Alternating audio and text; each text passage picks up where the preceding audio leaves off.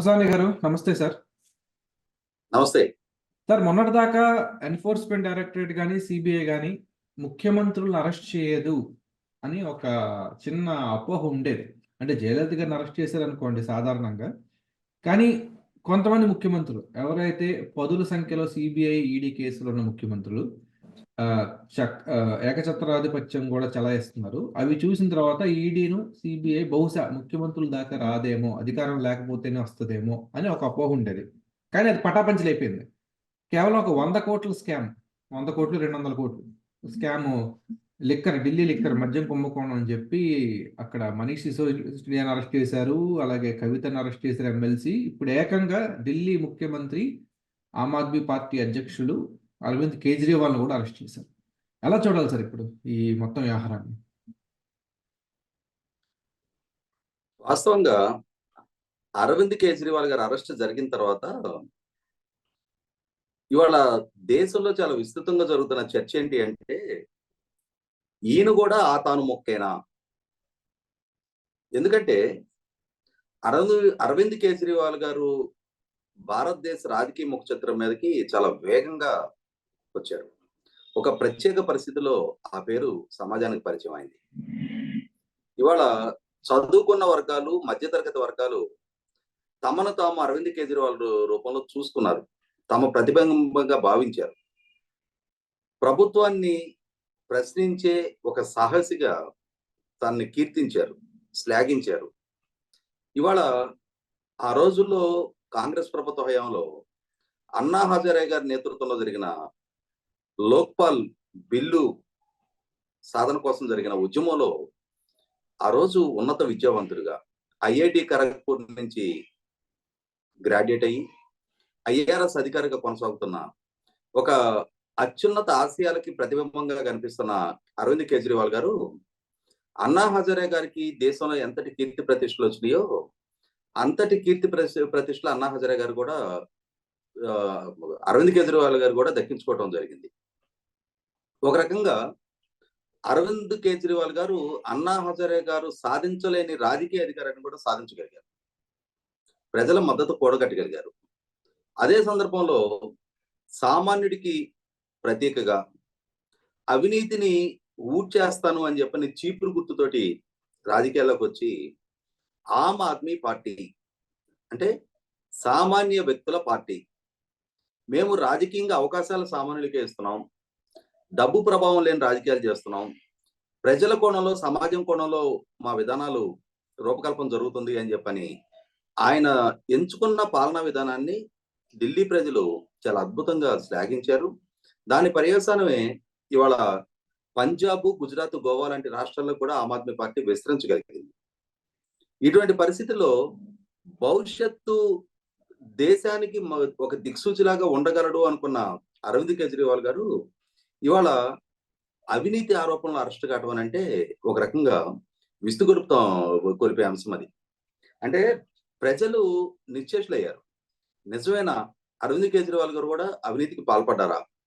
ఇంకా రాజకీయాల్లో నీతి నిజాయితీ గురించి ఎవరిని నమ్మాలి, నీతి నిజాయితీకి ప్రతీకగా ఎవరిని భావించాలి అని చెప్పని ప్రజలు ఒక రకంగా ఒక సంశయంలో పడ్డారు.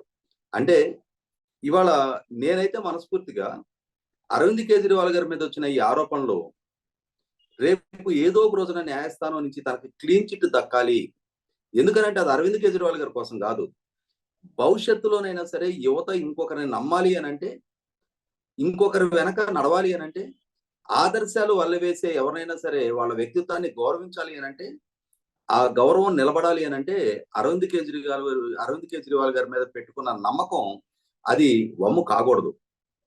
అది వమ్మైంది అని అంటే భవిష్యత్తులో ఇటువంటి ఆదర్శాలు వాళ్ళు వేస్తూ, ఇటువంటి సిద్ధాంత బలంతో ఇలాగే రాజకీయాల్లో మేము అంటే నిజాయితీ కలిగిన రాజకీయాన్ని అందిస్తాము, సమాజ కోణంలో రాజకీయాన్ని అందిస్తాము అని చెప్పని ఏ నాయకుడు ముందుకు వచ్చినా కూడా ఇక యువత విశ్వసించరు, ఆహ్వానించరు. ఇప్పటికే యువత రాజకీయాల నుంచి దూరంగా జరుగుతున్నారు. Career, better prospects, better career వెనక పరిగెత్తుతున్న యువత రాజకీయాలకి చాలా దూరంగా ఉంటున్నారు.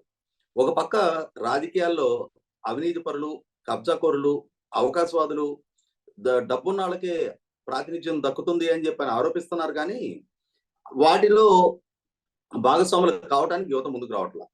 రాజకీయాలు అంటే ఒక రొచ్చు అన్న భావనలో వాళ్ళ యువతరం అంటే వాళ్ళ మదిలో అటువంటి ఆలోచనలు ఉన్నాయి. ఇటువంటి నేపథ్యంలో యువతరానికి ప్రత్యేకగా ఇప్పుడు ఆయనకి 53 సంవత్సరాల వయసు. బహుశా నేను అనుకోవటం ఒక దశాబ్ద కాలం పైగా అవుతుంది అన్నా హజారే గారి ఉద్యమం ప్రస్థానం బిగిన రోజు. ఆ రోజు ఎర్లీ 40s లో ఉన్నత విద్యావంతుడిగా ఆయన ఆయన ప్రసంగాలు కూడా చాలా అద్భుతంగా ఆకట్టుకునే విధంగా ఉండేవి. ప్రభుత్వాలకి సవాలు విసిరే విధంగా ఉండేవి. ఇటువంటి అరవింద్ కేజ్రీవాల్ గారి మీద ఇటువంటి ఆరోపణలు రావటం, ఆయన అరెస్ట్ కావటం 100కి 100 పాళ్ళు రాజకీయాల్లో విలువలు దిగజారుతున్నాయా, లేదు రాజకీయాలు ఉన్నత ఆశయాలతో రాజకీయాల్లోకి వచ్చిన వాళ్ళని కూడా పరిస్థితులు పరిణామాల దృష్ట్యా తమలో అబ్జర్వ్ చేసేసుకుంటున్నాయా? అంటే ఒకసారి ఆ గుంటలో దిగిన తర్వాత ఆ మురికి కోపంలో తాము కూడా భాగస్వాములు అవ్వాల్సిన కంపల్షన్ ఇవాళ ఎంతటి సదాశయంతో రాజకీయాల్లోకి వచ్చిన వాళ్ళకి కూడా అటువంటి పరిస్థితి తలెత్తుతున్నాయా? పార్టీ ఐడియాలజీని విస్తరించుకునే ప్రాసెస్ లో గోవా ఎన్నికల్లో పార్టిసిపేట్ చేసే ప్రాసెస్ లో అరవింద్ కేజ్రీవాల్ గారికి కూడా డబ్బు అవసరం పడిందా? ఆ డబ్బు అవసరం పడటం కోసం ఢిల్లీలో తనకున్న అధికారాన్ని ఆయన కూడా తాకట్టు పెట్టి ఇవాళ డబ్బు సంపాదన ధ్యేయంగా ఎన్నికల్లో ఖర్చు పెట్టడం కోసం అవినీతికి పాల్పడ్డారా అని అంటే ఖచ్చితంగా విచారణ సంస్థలు అయితే అదే నిజం అని చెప్పని చెప్తా ఉన్నాయి. ఇవాళ ఢిల్లీ మద్యం పాలసీ డ్రాఫ్ట్ చేసే టైంలో వ్యాపారస్తులకు అనుకూలమైన పాలసీ అడాప్ట్ చేసుకున్నారు. ఆ పాలసీ అడాప్ట్ చేసుకోవడం ద్వారా ఢిల్లీ ప్రభుత్వ ఖజానాకి రావాల్సిన ఆదాయాన్ని గండి కొట్టారు. ఆ గండి కొట్టడం ద్వారా అరవింద్ కేజ్రీవాల్ గారి పార్టీకి బ్రైబ్ రూపంలో డబ్బులు అందాయి. దీనికి కవిత గారు, శరచంద్రారెడ్డి గారు, మాగుంట శ్రీనివాసరెడ్డి గారు అబ్బాయి రాఘవరెడ్డి గారిని నేతృత్వంలో సౌత్ గ్రూపు చాలా బలంగా పనిచేసింది. ఇప్పటికే ఈ కేసులో అరెస్ట్ అయ్యి దాదాపుగా సంవత్సర కాలం పైగా విచారణ ఎదుర్కొంటూ ఉన్న అరుణ్ రామచంద్ర పిళ్ళై, గోరంట్ల బుచ్చిబాబు, అట్లాగే అభిషేక్ బోయినపల్లి ఇటువంటి వాళ్ళు ఇచ్చిన శరత్చంద్రారెడ్డి లాంటి వాళ్ళు, మాగుంట రాఘవరెడ్డి లాంటి వాళ్ళు అప్రూవర్లుగా మారి ఇవాళ ఈడీకి ఇచ్చిన వాంగ్మూలాల నేపథ్యంలో రీసెంట్ గా కేసీఆర్ గారి కుమార్తె కవిత గారిని కూడా అరెస్ట్ చేయడం జరిగింది. ఈడీ దగ్గర మా దగ్గర నిర్దిష్టమైన సాక్ష్యాలు ఉన్నాయి. వీళ్ళందరూ ఎక్కడ స్టే చేశారు, ఎవరితో మాట్లాడారు, ఏ ఏ సందర్భాల్లో డబ్బు ఎవరి నుంచి ఎవరికి చేతులు మారినాయి అనే స్పష్టమైన ఆధారాలు మా దగ్గర ఉన్నాయని చెప్పని ఈడీ ఇవాళ న్యాయస్థానాలకు స్పష్టం చేస్తుంది. కాబట్టి మనీష్ సిసోడియా లాంటి ఉప ముఖ్యమంత్రికి సంవత్సరాల కాలంగా బెయిల్ కూడా దక్కని పరిస్థితి. ఇవాళ చాలా మంది కీలక స్థానాల్లో ఉన్న వ్యక్తులు ఇవాళ జైలు పాలయ్యారు. కొంతమంది అప్రూవర్లుగా మారి బెయిల్ తీసుకొచ్చుకోవడం జరిగింది.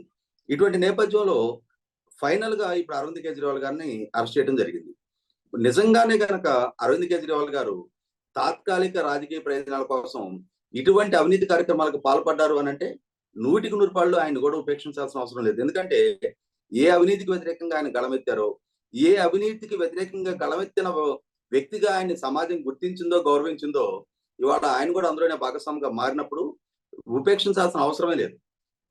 కాకుండా ఇక్కడ వచ్చేప్పటికి ఏంటంటే అరవింద్ కేజ్రీవాల్ గారి విషయంలో ఇంత కట్టుదిట్టమైన విచారణ జరుపుతున్న ప్రభుత్వ సంస్థలు, కేంద్ర విచారణ సంస్థలు, మరి మిగిలిన రాజకీయ నాయకుల విషయంలో, మిగిలిన ప్రభుత్వాల విషయంలో, మిగిలిన పార్టీల విషయంలో కూడా అంతే కఠినంగా ఎందుకు వ్యవహరించట్లేదు అనేది చాలా కీలకమైన ప్రశ్న. ఇవాళ మనం ఆంధ్రప్రదేశ్ రాష్ట్రంలో ఈ మద్యం పాలసీ 2019లో జగన్మోహన్ రెడ్డి గారు అధికారంలోకి వచ్చిన తర్వాత 2019 నవంబర్లో మద్యం పాలసీని తీసుకొచ్చారు. వాస్తవంగా 2019 ఎన్నికలకు ముందు జగన్మోహన్ రెడ్డి గారు తనకి గనక ఒక ఛాన్స్ ఇచ్చి అధికారం కట్టబెడితే ఆంధ్రప్రదేశ్ రాష్ట్రంలో మద్య నిషేధం చేస్తానని వాగ్దానం చేశారు.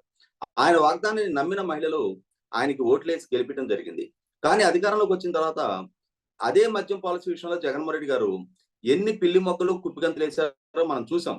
అంటే మద్యం నిషేధం స్థానంలో ఇవాళ మద్యం వ్యాపారాన్ని మొత్తం కూడా ప్రభుత్వ రంగంలోకి తీసుకొచ్చి ఆ ప్రభుత్వ రంగంలోకి తీసుకొచ్చిన మద్యం వ్యాపారంలో బ్రోవరేజెస్ కార్పొరేషన్ ద్వారా తనకి అనుకూలమైన తన పార్టీకి సంబంధించిన నాయకులకు సంబంధించిన డిస్టిలరీస్ నుంచి కొత్త కొత్త బ్రాండ్లని ప్రొక్యూర్ చేయించి వాటిని మాత్రమే మద్యం షాపుల ద్వారా అమ్మే ప్రయత్నం చేయటం. దీని ద్వారా అటు అంటే తన పార్టీకి సంబంధించిన నాయకులకి ఆర్థిక ప్రయోజనాలు చేకూరటం, అదే సందర్భంలో ప్రజల మీద కూడా గతంలో నుంచి అమల్లో ఉన్న పాపులర్ బ్రాండ్స్ ఏవి అందుబాటులో లేకుండా పోవటం, ఈ కొత్త కొత్త బ్రాండ్లు వాడాల్సిన కంపల్షన్ క్రియేట్ అవటం, వేరే గత్యంతరైన పరిస్థితిలో వాటికే ప్రజలు అడిక్ట్ అవటం చూస్తా ఉన్నాం మనం. ఇటువంటి సందర్భంలో ఇక్కడ ఒక అంశం చాలా కీలకంగా ప్రస్తావించుకోవాల్సి ఉంది. 2019 నవంబర్ నెలలో ఆంధ్రప్రదేశ్ మద్యం పాలసీ అడాప్ట్ అయితే డిసెంబర్ నెలలో అదాన్ డిస్టిలరీస్ అనే ఒక కంపెనీ రిజిస్టర్ అయింది. అంటే మద్యం పాలసీ విడుదలైన నెల రోజుల తర్వాత ఒక కంపెనీ రిజిస్టర్ అయింది. ఆ కంపెనీకి సొంత డిస్టిలరీ కూడా లేదు. అంటే సొంత డిస్టిలరీ లేని కంపెనీ మద్యం పాలసీ డ్రాఫ్టింగ్ అయిన తర్వాత రిజిస్టర్ అయిన కంపెనీకి 2,600 కోట్ల రూపాయల మద్యం కొనుగోలు ఒప్పందం బ్రోవరేజెస్ కార్పొరేషన్ నుంచి ఆర్డర్స్ ఇవ్వడం జరిగింది. అంటే సహజంగా ప్రభుత్వం నుంచి ఒక ప్రొక్యూర్మెంట్ ఆర్డర్ ఇవ్వాలి అని అంటే ఆ కంపెనీకి ఎన్ని సంవత్సరాల ఎక్స్పీరియన్స్ ఎక్స్పర్టైజ్ ఉంది, అవి ఏమేమి బ్రాండ్స్ ప్రొడ్యూస్ చేస్తుంది అనే ఆ స్క్రీనింగ్ అంతా జరిగిన తర్వాత నిర్ధారణ చేసుకున్న తర్వాత ఆర్డర్స్ ఇవ్వాల్సి ఉంటుంది. కానీ మద్యం పాలసీ అడాప్ట్ చేసుకున్న తర్వాత రిజిస్టర్ అయిన కంపెనీ, సొంత డిస్టిలరీ లేని కంపెనీకి 1,000 కోట్ల రూపాయల ఆర్డర్స్ ఇచ్చారు అని అంటే ఖచ్చితంగా అక్కడ తనకు అనుకూలమైన వ్యక్తులకు ఆర్థిక ప్రయోజనాలు చేకూర్చే లక్ష్యంతో జగన్మోహన్ రెడ్డి గారు ఇటువంటి చర్యలకు పాల్పడ్డట్టుగా మనకు అర్థమవుతా ఉంది. అంటే ఇక్కడ ఆ కంపెనీ యజమానిగా ఉన్న కాసినాయన శ్రీనివాసులు, అతను విజయసాయి రెడ్డి గారు, అంటే జగన్మోహన్ రెడ్డి గారి పార్టీలో పార్లమెంటరీ పార్టీ నాయకుడు ఉన్న విజయసాయి రెడ్డి గారి అల్లుడు ఈ కాసినాయన శ్రీనివాసులు ఒకే కంపెనీలో కో డైరెక్టర్స్ గా ఉన్నారు. అంటే ఇక్కడ ఈజీగా అర్థమవుతున్నది, జగన్మోహన్ రెడ్డి గారికి అత్యంత సన్నిహితులుగా లాబింగ్ చేస్తున్న వ్యక్తులకు సంబంధించిన కంపెనీలకి ఇష్టారీతిన 1,000 కోట్ల రూపాయల కొనుగోలు ఒప్పందాలు బ్రోవరేజెస్ కార్పొరేషన్ ద్వారా చేసుకున్నారనేది అర్థమవుతుంది. అంటే ఇక్కడ జగన్మోహన్ రెడ్డి గారి ప్రభుత్వంలో ఒక్క కంపెనీకే ఇన్ని 1,000 కోట్ల రూపాయల విషయంలో కొనుగోలు విషయంలో అక్రమాలు జరిగాయని చెప్పి నిర్ధారణ అవుతున్నప్పుడు అసలు ఈ 5 సంవత్సరాల జగన్మోహన్ రెడ్డి గారి మద్యం పాలసీ మీద ఎందుకు విచారణ జరపరు? ఇవాళ ఇంకొక విచిత్రమైన విషయం ఏంటి అంటే, భారతీయ జనతా పార్టీ రాష్ట్ర శాఖ అధ్యక్షురాలుగా ఉన్న పురంధేశ్వరి గారు ఒక ప్రభుత్వ మద్యం దుకాణానికి వెళ్ళి ఆ రోజు జరిగిన మద్యం అమ్మకాలను పరిశీలిస్తే ₹1,00,000 సేల్స్ ఆ రోజు జరిగినాయి. ఈ ₹1,00,000 సేల్స్ గాను కేవలం ₹700 మాత్రమే డిజిటల్ ట్రాన్సాక్షన్స్ జరగడం జరిగింది. అంటే ₹99,300 ఓన్లీ క్యాష్ ట్రాన్సాక్షన్స్ జరుగుతున్నాయి. అంటే ఇవాళ 2,950 మద్యం దుకాణాల్లో రాష్ట్ర వ్యాప్తంగా ఇదే విధానం అమలవుతా ఉంది. మాత్రమే డిజిటల్ ట్రాన్సాక్షన్ జరగటం, ప్రతిరోజు కోట్లాది రూపాయల ట్రాన్సాక్షన్స్ క్యాష్ కాంపోనెంట్ లోనే జరుగుతూ ఉన్నాయి. అంటే అసలు ఇవాళ కేంద్ర ప్రభుత్వం ప్రతి అంశంలో కూడా పారదర్శకత ఉండాలి, డిజిటల్ ట్రాన్సాక్షన్స్ పెంచాలి అని చెప్తున్న నేపథ్యంలో ఆంధ్రప్రదేశ్ ప్రభుత్వం తన ప్రభుత్వ మద్యం దుకాణాల్లో మాత్రం ఎందుకని ఓన్లీ క్యాష్ ని ఎంకరేజ్ చేస్తా ఉంది? అంటే ఇది పారదర్శక విధానం కాదు అనేది స్పష్టం అవ్వట్లేదా? అంటే అసలు ఇవాళ బ్రోవరేజెస్ కార్పొరేషన్ ద్వారా ఏ డిస్టిలరీస్ బ్రోవరేజెస్ కార్పొరేషన్ కి సప్లై చేస్తున్నాయి? ఈ బ్రోవరేజెస్ కార్పొరేషన్ కి సప్లై చేస్తున్న కంపెనీలు యజమానులు ఎవరు అని చెప్పని పురంధరేశ్వరి గారు ఆ మధ్య చాలా కీలకమైన అంశాన్ని లేవనెత్తడం జరిగింది. ఆమె చాలా స్పష్టంగా ప్రజల దృష్టికి తీసుకురావడం జరిగింది. ఇవాళ ఆంధ్రప్రదేశ్ బ్రోవరేజెస్ కార్పొరేషన్ దగ్గర ఎన్ని కంపెనీలు రిజిస్టర్ ఉన్నాయి, అందులో ఎన్ని కంపెనీలు ఇవాళ యాక్ట్ గా సప్లై చేస్తా ఉన్నాయి, ఆ కంపెనీల యజమానులు ఎవరు, వాళ్ళందరూ అధికార పార్టీకి సంబంధించిన నాయకులే అని చెప్పని చాలా కీలకమైన అంశాలు ఇవాళ పురంధరేశ్వరి గారు రాష్ట్ర ప్రజల దృష్టికి తీసుకురావడం జరిగింది. ఇదే అంశాలని వారు కేంద్ర ప్రభుత్వం దృష్టికి కూడా తీసుకెళ్లారు.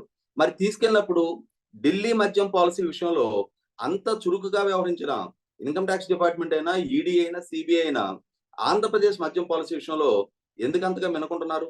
అంటే ఇక్కడ జగన్మోహన్ రెడ్డి గారిని కాపాడే ఉద్దేశంతో, లేదు అరవింద్ కేజ్రీవాల్ గారు తమకు రాజకీయంగా ప్రత్యర్థులుగా కంట్లో నలుసుగా ఉంటున్నారు కాబట్టి అని చెప్పని అరవింద్ కేజ్రీవాల్ గారి వరకు మాత్రమే చర్యలకు పరిమితం అయ్యారా? ఇక్కడ ఈ వివక్ష ధోరణి ఇవాళ అనుమానాలు పెంచుతా ఉంది. ఖచ్చితంగా నేరం ఎక్కడ జరిగినా, అవినీతికి ఎవరు పాల్పడినా, ఏ రాష్ట్ర ప్రభుత్వం పాల్పడినా, ఏ వ్యవస్థ పాల్పడినా, ఏ వ్యక్తులు పాల్పడినా ఇంపార్షియల్ గా విచారణ జరిగితే ఆ రోజు ఇది రాజకీయ వివక్షతోటి రాజకీయంగా ప్రత్యర్థులు కాబట్టి మా మీద వేధింపులకు గురి చేస్తున్నారని చెప్పని కేసులు నమోదైన వ్యక్తులు ఆరోపించడానికి ఆస్కారం ఉండదు. కానీ ఇక్కడ చాలా స్పష్టంగా అర్థమవుతుంది, 100% కేంద్ర ప్రభుత్వ విచారణ సంస్థలు రాష్ట్రానికి ఒక న్యాయం, పార్టీకి ఒక న్యాయం, నాయకుడికి ఒక న్యాయం అమలు పరుస్తున్నారనేది ఆంధ్రప్రదేశ్ మద్యం పాలసీ విషయంలో చర్యలకు ఉపక్రమించకపోవడం వల్లే అర్థమవుతా ఉంది. అదే సందర్భంలో ఇవాళ ఆంధ్రప్రదేశ్ మద్యం పాలసీ విషయంలో 1 సంవత్సరానికి జరుగుతున్న అమ్మకాలకి అధికారికంగా బడ్జెట్ లో పొందుపరుస్తున్న గణాంకాలకి మధ్య చాలా వ్యత్యాసం ఉంది. ఇవాళ బ్రోవరేజెస్ కార్పొరేషన్ ద్వారా షాపులకు సప్లై అవుతున్న క్వాంటిటీ ఆఫ్ లిక్కర్, అదే సందర్భంలో దాన్ని డిస్క్లోజ్ చేస్తున్న దానికి మధ్య అంతరం ఉంది. ఇవాళ అంటే అధికారికంగా నమోదు చేయకుండా ప్రభుత్వ మద్యం షాపుల ద్వారా జరుపుతున్న అమ్మకాల్లో తప్పుడు లెక్కలు చూపిస్తా ఉన్నారు, అధికంగా అమ్మి ప్రభుత్వానికి తక్కువ ఆదాయం చూపిస్తా ఉన్నారు అని చెప్పని కూడా ఆరోపణలు వస్తా ఉన్నాయి. మరి ఇటువంటి సందర్భంలో ఎంత పెద్ద కుంభకోణం ఇది? ఈ 5 సంవత్సరాల కాలంలో ఎన్ని వేల కోట్ల రూపాయలు, లేదు ఇన్ఫాక్ట్ ఎన్ని లక్షల కోట్ల రూపాయలు ఇవాళ ప్రభుత్వ ఆదాయానికి గడిపడి ఉంటది. ఇవాళ బయట వ్యక్తులు అది తమకు దక్కిన అధికారం మాటున ఇవాళ ప్రభుత్వాన్ని అడ్డం పెట్టుకొని ఎన్ని వేల కోట్ల రూపాయలు సంపాదించినట్టు, ఈ వేల కోట్లు ఎవరెవరికి పంపిణీ జరిగింది? ఇటువంటి సందర్భంలో ఇంత పెద్ద అవినీతికి ఆస్కారం కలిగిన అంశం పట్ల కేంద్ర ప్రభుత్వం అయినా, విచారణ సంస్థలైనా ఎందుకు మిన్నకుంటున్నాయి? ఇవాళ జగన్మోహన్ రెడ్డి గారి విషయంలో మిన్నకుండటం, కేజ్రీవాల్ గారి విషయంలో చూపిస్తున్న ఈ అత్యుత్సాహం విషయంలో కూడా అంటే ఇక్కడ కేజ్రీవాల్ గారిని కూడా మనం సమర్థించాల్సిన అవసరం లేదు. ఎందుకంటే ఆయనకి ఈడీ వైపు నుంచి 9 సార్లు నోటీసులు వచ్చినప్పుడు బాధ్యత కలిగిన, రాజ్యాంగం మీద ప్రమాణ స్వీకారం చేసిన ముఖ్యమంత్రిగా రాజ్యాంగ వ్యవస్థలని, విచారణ సంస్థలను గౌరవించాల్సిన బాధ్యత ఆయన కూడా ఉంటది. ఇవాళ ఒక పాలకుడిగా ప్రజలకి తాను చట్టాలు చేసి, తను శాసనాలు చేసే పాలకుడు, ఇవాళ తన శాసనాలు, తన చట్టాలు ప్రజలు ఆమోదించాలి అని చెప్పని కోరుకునే పాలకుడు, ఇవాళ తాను మాత్రం చట్టం విషయంలో గౌరవించున్నానంటే 100కి 100 కేజ్రీవాల్ కూడా మనం సమర్థించాల్సిన అవసరం లేదు. కానీ ఇవాళ కేజ్రీవాల్ గారి విషయంలో చూపిస్తున్న ఈ శ్రద్ధ, ఈ ఆసక్తి జగన్మోహన్ రెడ్డి గారి విషయంలో కూడా ఎందుకు ప్రదర్శించట్లేదు అనే ప్రశ్న ప్రజల నుంచి తలెత్తుతున్నప్పుడు 100కి 100 అటు కేంద్ర ప్రభుత్వం అయినా సరే, విచారణ సంస్థలు అయినా సరే సమాధానం చెప్పి తీరాల్సిన అవసరం ఉంటది. చూద్దాం సార్ మరి. మరి ఈయన కూడా దత్తపుత్రుడైతే ఈయనకి ఫ్రీ టికెట్ వస్తదేమో కేజ్రీవాల్ గారికి. మరి భవిష్యత్తే నిర్ణయిస్తది. Thank you sir.